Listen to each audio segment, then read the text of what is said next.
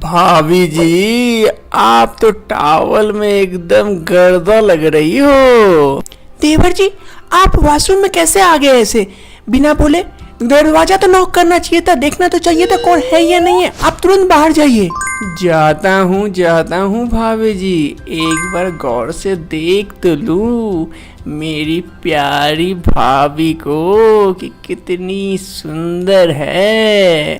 देवर जी, अगर आप तुरंत नहीं गए तो मैं अभी तुरंत राहुल को बुलाऊंगी। जाइए, अब तुरंत जाइए, आप यहाँ से निकलिए। ठीक है भाभी जी, तो चलता हूँ, ख्यालों में याद रखना। मुझे राहुल से कहना पड़ेगा, देवर जी बहुत बढ़ गए हैं, कभी भी कुछ भी करते हैं। और ये राहुल उस पर इतना विश्वास करते हैं ना। उसका भाई ऐसे लगता है कि भगवान है, वो कभी झूठ बोल ही नहीं सकता है और उसके दिल में ऐसा जगह बना के रखा है। राहुल से उसकी शिकायत करती हूँ मैं। रजनी अपने पति राहुल के पास अपने देवर की शिकायत करने के लिए जाती है। राहुल, आज जानते हो क्या हुआ? देवर जी ना मेरे वॉशरूम में घुस गए थे, मैं नहा रही थी, तभी अचानक से देवर जी आ गए और मैं उसे जाने के लिए कह रही थी, तब भी वो नहीं जा रहे थे। अरे बेबी, वो गलती से चला गया होगा, उसे भी वॉशरूम जाना होगा। और ऐसे तुम लॉक क्यों नहीं की? अगर तुम लॉक करके रखती तो वो अंदर नहीं आ पाता। गलती तो तुम्हारी है, तुम लॉक करना भूल गई ना, उसकी तो गलती नहीं है।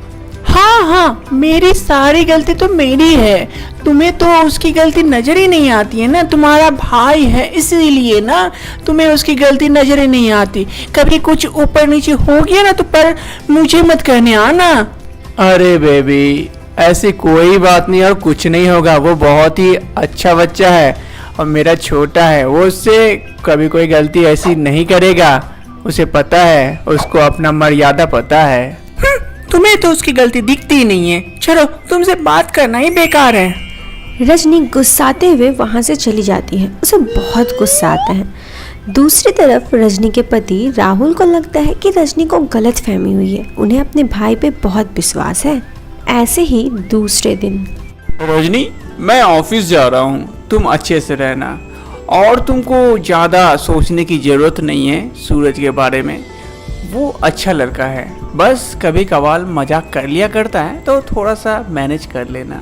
जी ठीक है। तो चलो मैं चलता हूँ office. Okay bye. Okay bye. जैसे ही राहुल ऑफिस चले जाते हैं और रजनी अकेले घर पर होती है, तभी उसका देवर उसके पास आता है और उससे कहता है कि अरे भाभी जान, गुड मॉर्निंग। गुड मॉर्निंग देवर जी, लेकिन आप ऐसे क्यों कह रहे हैं मुझे? अरे भाभी जान, आप भाभी तो भैया के सामने हो, लेकिन जब भैया नहीं रहते हैं तब मेरी जान बन जाओ। ये आप क्या कह रहे हैं देवर जी? मैं आपके भैया से आपकी कंप्लेन करूंगी। अरे भाभी, आपको भी पता है कि कल रात आपने भैया को मेरे बारे में सब कुछ बताया, लेकिन भैया आपके बातों पे विश्वास नहीं किए। आपको पता ही है ना, तो आप मान भी लो, इतना मत इतराओ। देवर जी, मैं ऐसे बात भी नहीं करना चाहती। मैं चलती हूँ, मुझे बहुत काम है। रजनी किसी तरह अपने देवर के चुंगल से बाहर निकल जाती है। वो दूसरे कमरे की तरफ चली जाती है। अरे भाभी जी, कब तक बचोगी? कभी न कभी तो मानना पड़ेगा ही मेरी बात। उधर उसका देवर बाज नहीं आता है अपनी हरकतों से और रजनी के रूम में पहुंच जाता है उससे जबरदस्ती करने के लिए। देवर जी, ये आप क्या कर रहे हैं? आप छोड़िए मेरी साड़ी को, प्लीज देवर जी, ऐसा मत कीजिए। अरे भाभी, अब मान भी जाओ, भैया को कुछ पता भी नहीं चलेगा। ऐसे भी भैया को कुछ मेरे ऊपर डाउट भी नहीं है, तो मानती क्यों नहीं हो? देखिए देवर जी, मैं आपके साथ ऐसा कुछ नहीं कर सकती, भले ही राहुल माने या ना माने, मैं आपको ये सब कभी नहीं कर सकती हूँ। भाभी जी, आप बिना जीत पकड़े बैठे हो। अब ऐसा लगता है मेरे को जबरदस्ती करना पड़ेगा आपके साथ, तभी मानोगी। और तभी सूरज, ये तो क्या कर रहा है? छोड़ अपने भाभी को। राहुल सूरज को एक चांटा लगाता है। नालायक कहीं का, तू इतना कमीना है, मैं कभी सोच भी नहीं सकता था।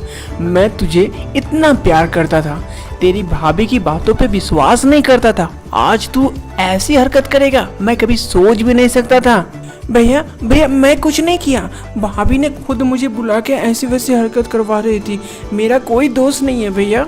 मुझे और समझाने की जरूरत नहीं है, मैंने सब अपनी आंखों से देखा और अपने कानों से सुन चुका हूँ, इसलिए तू मुझे पढ़ाने की कोशिश मत कर और यहाँ से निकल जा।